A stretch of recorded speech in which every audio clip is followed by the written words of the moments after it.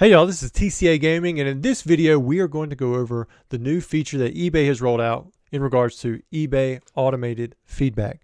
And now technically it's not that new. It's been going on all of September, or most of September anyways. So we've almost got a full month's worth of data, and it's starting to show how impactful it can be, at least for sellers. Now if you're a buyer, you may not even know this has been going on, so I'm going to tell you about it this way. If you do want to leave your own feedback, you can, but you may have feedback already left for you by eBay themselves. All right, but before we get into it, for those of you who are asking about a QR code, I do have that in the top corner over here. It will take you directly to the Appalachian backpacks. I'm not going to talk about this for 7 minutes like I did last time, but the link will still be down here in the description. However, for those of you who have donated, I really appreciate it. And for those of you who wanted the QR code, that's here for you on the screen. All you got to do is pop your phone up there and pull out the camera, and it will take you directly to where you can give to that and make some kids Christmas with a backpack. But anyways, let's jump into the eBay automated feedback. So there is a page. They have this page where if you go to someone's feedback, there will be a little info button beside of eBay automated feedback, and you click learn more. You end up on this page here. I'm going to read this out to you, kind of explain it a little bit. It's not very complicated. And for sellers, I think this is a really good thing. For buyers, I mean, it's not that bad of a thing, but you know, it could cause some issues, I guess, with some people who didn't want to leave positive feedback. But anyways, eBay automated feedback is automatically added to the seller's account when a transaction is successfully completed. Well, what does successfully completed mean? So we're going to go through what eBay says it means. This positive feedback gives other eBay users confidence in this seller and in our marketplace. We only do this if the following criteria are met. So this is the why they're doing it, and the what they need from the seller to be able to leave the feedback automatically on their account for the buyer. All right, 1, you didn't leave feedback within 7 days of delivery as confirmed by tracking. So this is talking about the buyer. They didn't leave feedback. Tracking shows it delivered, and you were given 7 days. 7 days later, after it was delivered, you haven't had any issues. Here it is. And so I kind of just said what the next thing is. We can't see any indication of an issue with the transaction. So if you open up an item not as described, I would imagine that would disqualify the transaction from receiving an eBay automated feedback. However, it doesn't go into details what it says an issue would be, but that's surely one thing. And I imagine there are other things that they have that they use to measure whether or not there was an issue with the transaction from the buyer. So if you have tracking, it's been 7 days, there's been no issue, you're going to have automated feedback left for you as the buyer on the transaction that you bought from the seller. Now, automated feedback from eBay will remain visible unless there's an indication that there was an issue with the transaction. For example, the item was damaged or you opened a return. If this happens, we will remove the automated message. So I guess if after a week you say, oh yeah, this was actually damaged, I'm going to open up a return.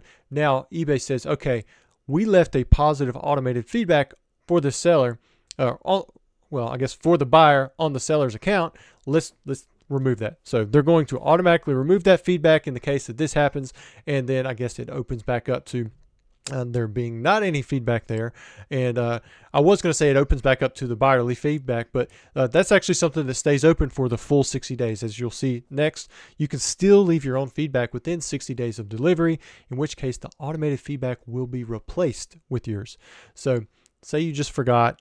2 weeks later, you're like, oh, I want to leave a really detailed, great feedback. I want to add pictures. You can still do that even though eBay's already left feedback for you on the seller's profile. So when you go do that, eBay will remove their feedback so that the seller isn't getting 2 feedbacks for the same transaction. And so I think this is a good feature. I think overall this is a plus. It's definitely a win for sellers. I'm going to show you guys why here in a minute. But it can be a win for buyers as well. You know, a lot of times, you just forget about leaving feedback, especially when there's not an issue with something. Now, when there is an issue, people, they generally remember how to leave neutral or negative feedback, but hopefully that's not too often. And for the most part, if you're a seller and you're getting on here and you're doing everything you shouldn't have to go in and message a buyer, hey, could you leave feedback for me? I'm really trying to build my profile, because that can come off as a little forward, I guess. And so this way eBay goes ahead and does it for the buyer. I know for myself as a seller, I leave automated feedback for a buyer, but my criteria is that they left me positive feedback. So if they've left me positive feedback, then I'll automatically give them positive feedback. And so if they haven't left me any feedback, then they don't get feedback from me. So I would assume in this situation where the buyer themselves is they're forgetting to leave feedback, so they're not getting feedback from me as a seller. So now if eBay's leaving feedback for them as a buyer after 7 days because there's no indication that there was anything wrong with it, now they're also going to get a feedback from me. So there's going to be mutual automated feedback left where neither one of us had an issue with the other. So I think that's a good thing. And let me show you why it can also be good for the seller. So let's go to my feedback profile. You can see right here where I have, in the past 1 month, 646 feedback. Let me make sure. Yeah, all right. Sometimes I go to talk and I'm not actually on the screen for OBS. But 646 feedback for the past 1 month, 6 months, 2,100, 12 months, 4,600. Now, right here, if you're looking at the 12-month average, you're looking at about 400 feedback per month, which ironically enough, I mean, that's actually on the trend down, even though when you're looking at the 1 month, you don't think so. I probably had 3,000 or 4,000 items at this point, and I'm now down to under 1,000 items. So I'm selling less items than I was before because I've got less available. And you can see with my 6 month, that's around 300 or so. So it's, about 350. And so you can see it started ticking down a little bit. And then the 1 month, 646, that's up. But we're going to see why is it up. So if you look over here, you can actually filter out different things. This is where I was talking about if you wanted to learn more about eBay automated feedback, you just click this little I, and then there's a learn more, and it takes you to the page that I was just on before. Now, we can show only feedback with photos, or show automated feedback. And so if I want to see the automated feedback, all I have to do is click this. But let's look, before we get there, just the past 1 month, because this automated feedback has only been coming through for the past month. Now, for the past 1 month, my overall ratings, I have 646. That's what we see right here. However, right here, it says 244 feedback received. So why do I only have 244 right there that I can look at, but there's 646 total for the month? And that's because I'm not showing the automated feedback. Now listen to those numbers again. I'm seeing 244 feedback, but there's a total of 646 that I'm getting ratings for, and I'm not showing automated feedback. So that means you take the difference in those numbers. I have 402 feedback that are automated in the past month. That is more than double.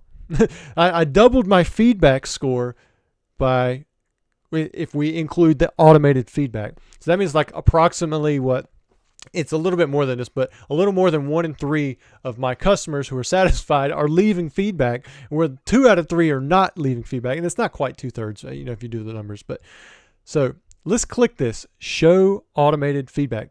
Let's see if we can tell the difference. And you can. So look at this.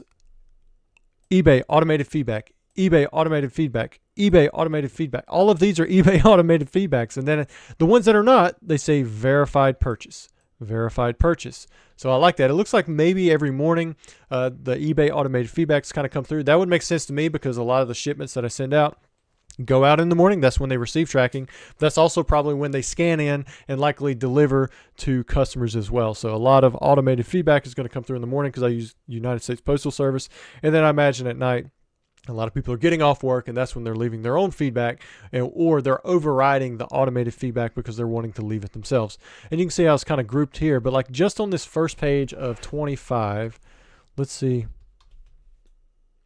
So I have 17 of 25 feedback are automated. Let's go out of 200. I mean, you get the idea. There should be more automated than anything. So I have 200. I have 137 automated feedback.